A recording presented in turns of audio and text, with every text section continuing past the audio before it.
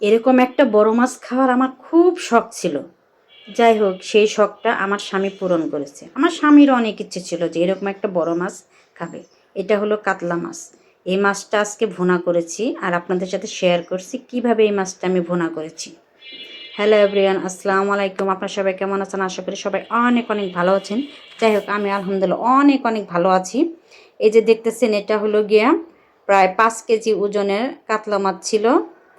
এটা 4 জনে ভাগ করে আনা হয়েছে। যাই হোক, এই কাতলা মাছটা আজকে আমি রান্না করব।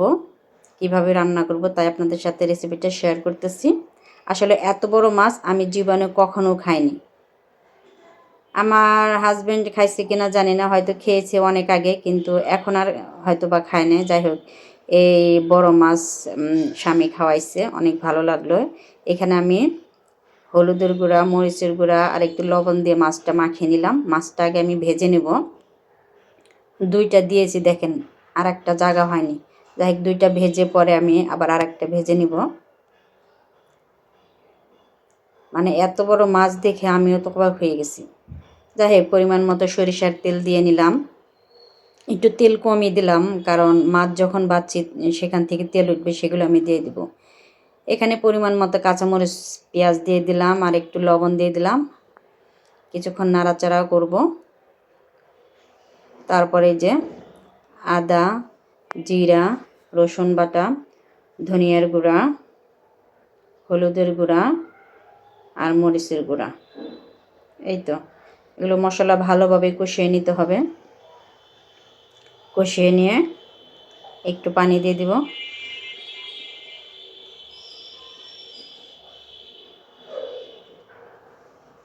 তারপর আবার ভালো করে কষিয়ে তারপরে এখানে টমেটো আর বেগুন কেটে রেখেছি, এটা দিয়ে দেব। এটাতে ভালোভাবে নেড়ে চেড়ে এখন ঢেকে দেব।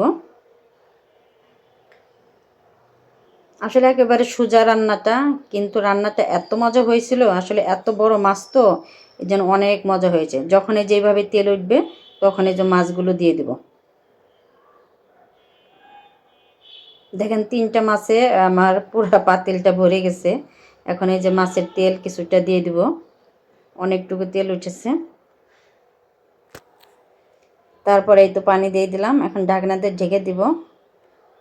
এই তো ধনিয়া পাতা দিয়ে দিলাম, পরে একটু ভাজা জিরা দিয়ে দিলাম।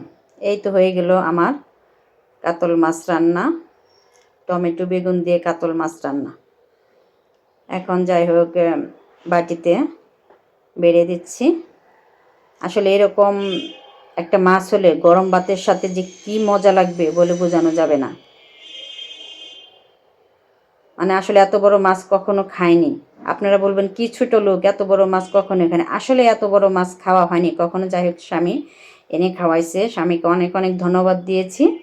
যাই হোক, আপনারা সবাই ভালো থাকবেন। আমার এই ভিডিওটা কেমন লাগছে জানাবেন। সবাই ভালো থাকবেন, সুস্থ থাকবেন, আমার জন্য দোয়া করবেন।